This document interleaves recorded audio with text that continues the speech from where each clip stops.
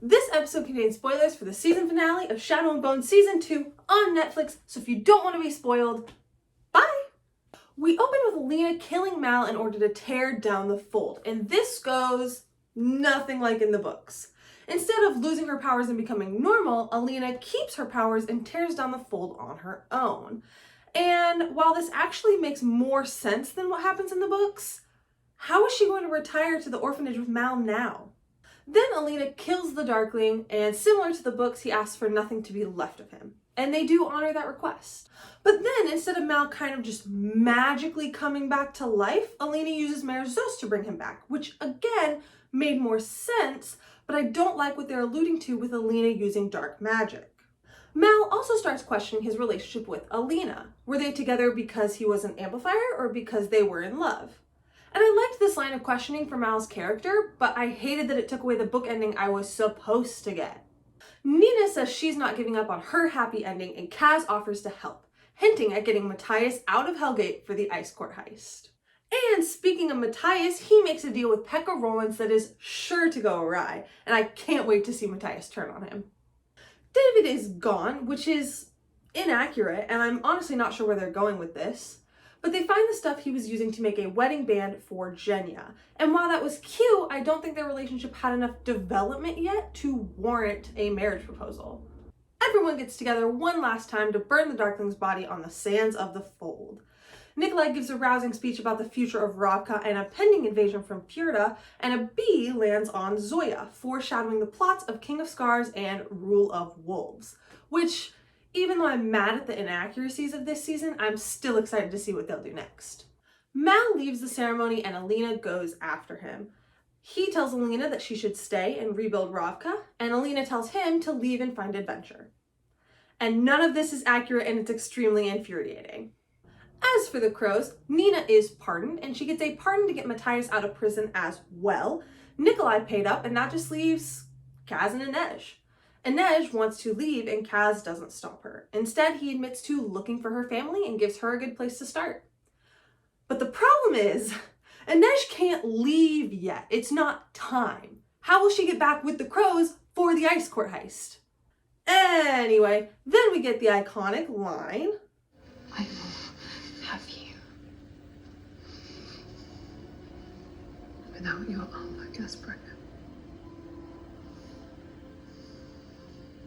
I will not have you at all. and I hated this. It's one of my favorite lines in the books, and it was taken completely out of context here. It's not meant in a romantic sense, as in without gloves or without touching. This just completely diminished their relationship, and it makes it seem like all relationships require the physical aspect to be real. And as an ace person, that really hurt. Nikolai passes on the title of Sturmhond to Mal, and while I love the idea of Sturmhond living on, I hate that Mal took the title. It doesn't feel in character for him at all.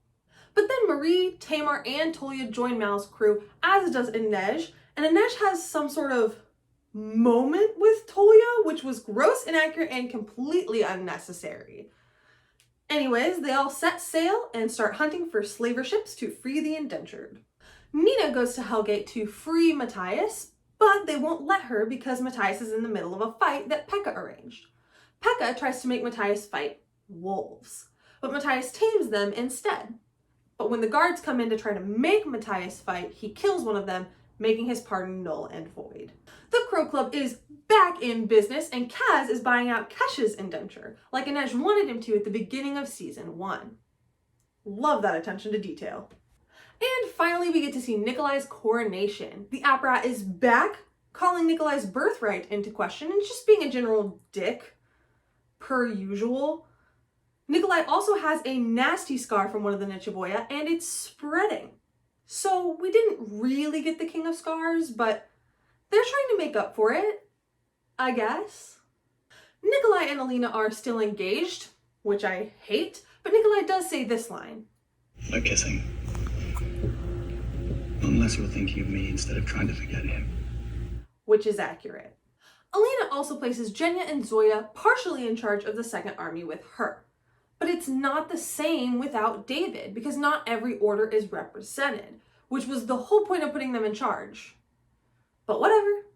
And we end the episode with the actual coronation of King Nikolai, but with a voiceover from the crows.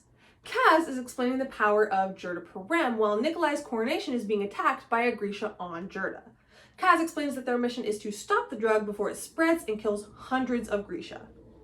And the last thing we see is Alina using the cut on the Grisha attacking the coronation. And it's made of shadow, like the Darkling's power. Dun dun dun! Now, I didn't like that ending because everything about it was inaccurate, along with several other things, like Shuhan was all of a sudden not their enemy, and Alina never got the white hair I so desperately wanted to see on screen. But what did you all think? What inaccuracies upset you the most? Let me know in the comments down below.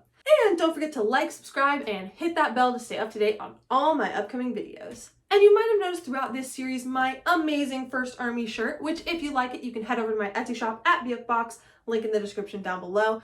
It will be in my Shadow and Bone box, along with a pair of Second Army gloves and a Grishaverse map. But that's all I've got for this time. Thanks for watching. Bye!